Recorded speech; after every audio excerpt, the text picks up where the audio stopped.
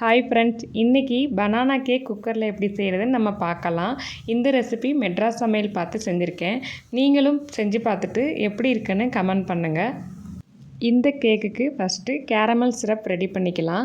இந்த கேரமல் சிரப்புக்கு கேக்கு கலர் கொடுக்கும். அதுக்கு அரை கப் சுகரு ஒரு பேனில் எடுத்துகிட்டு 1 டீஸ்பூன் தண்ணி சேர்த்து மிக்ஸ் பண்ணிக்கோங்க. மீடியம் ஃப்ளேமில் கட்டி சேராமல் கட்டி மட்டும் உடச்சி விட்டுட்டு பொறுமையாக செய்யணும். இது கொஞ்சம் டைம் எடுக்கும் கலர் வரதுக்கு. ஆக்சுவலி நான் சீக்கிரம் செஞ்சு முடிச்சிட்டேன், அதனால் எனக்கு அந்த கலர் வரலை. கோல்டன் ப்ரௌன் கலர் வந்ததுக்கப்புறம் 1/4 கப் நல்லா கொதிக்கிற தண்ணியை சேர்த்து நம்ம லிக்விட் கன்சிஸ்டன்சி வச்சுக்கணும். ஏன்னா கெட்டியாகிடும்னாக்கா இதோட நம்ம ஸ்டவ்வை ஆஃப் பண்ணிடலாம். இப்போ நான் ஒரு 6 வாழைப்பழம் எடுத்திருக்கேன்.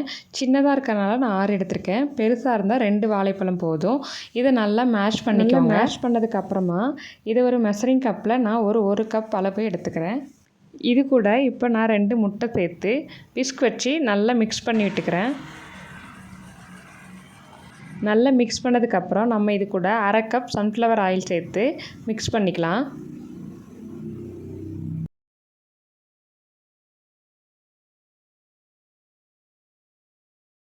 அடுத்து நம்ம அரை கப் சுகர் சேர்த்துக்கலாம். அதாவது 100 கிராம் சுகர் இதை சேர்த்து நல்லா மிக்ஸ் பண்ணிக்கோங்க.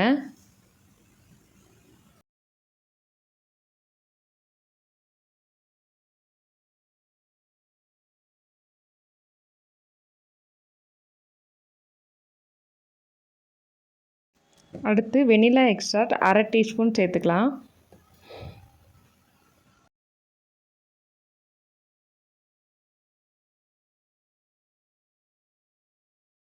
அடுத்து நம்ம ஃபஸ்ட்டு செஞ்சு வச்சுருந்த சுகர் சிரப்பை கொஞ்சம் கொஞ்சமாக இதில் சேர்த்து நல்லா மிக்ஸ் பண்ணிக்கலாம்.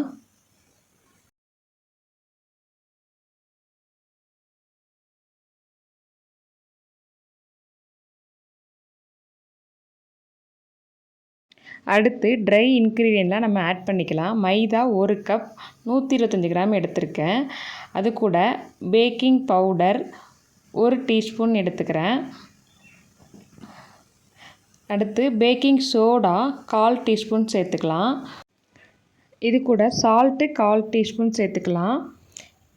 இது எல்லாத்தையும் ஒரு சல்லடையில் போட்டு சலிச்சிக்கலாம். நம்ம சின்ன சின்ன கட்டியெல்லாம் இருந்துச்சுன்னா நம்ம அதில் சலித்து எடுத்துடலாம். இந்த கேக் ரொம்பவே ஈஸியான ரெசிபிங்க. சட்டுன்னு மாவு இன்க்ரீடியன்ட் எல்லாத்தையும் கலந்து பேக் பண்ணால் போதும். கண்டிப்பாக ட்ரை பண்ணி பாருங்கள். சலிச்சதுக்கப்புறம் இப்போ மாவை நல்லா விஸ்க் வச்சு நம்ம மிக்ஸ் பண்ணிக்கலாம். நல்லா எல்லா பக்கமும் கலந்து விட்டுருங்க. நல்லா நான் ஒரு 8 இன்ச் பேன் எடுத்திருக்கேன். இது குக்கரில் பருப்பு வேக வைக்கிறதுக்கு அட்டாச்மெண்ட்டாக வரும்ல, அந்த மாதிரி பேன் தான் அது. கேக்குக்காக தனியாக வாங்கின பேன் கிடையாது.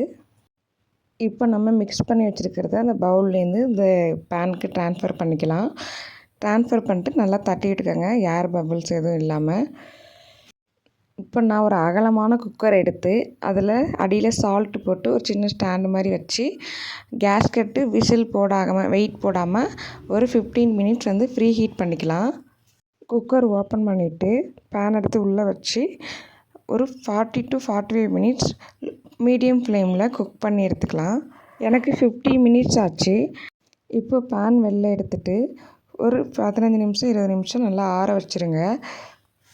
ஆறுனதுக்கப்புறம் கேக்கோட ஓரங்களை கத்தி வச்சு கீறி விட்டு ஒரு தட்டு வச்சு கவுத்தி விட்டுருங்க. இப்போ நம்ம கேக் பாருங்கள் எவ்வளோ சாஃப்டாக இருக்குன்னு. டேஸ்ட்டும் சூப்பராக இருக்குது ஃப்ரெண்ட்ஸ். இது ரொம்ப ஈஸியான ரெசிபி. நீங்களும் ட்ரை பண்ணி பார்த்துட்டு எப்படி இருக்குன்னு கமெண்ட் பண்ணுங்கள் ஃப்ரெண்ட்ஸ்.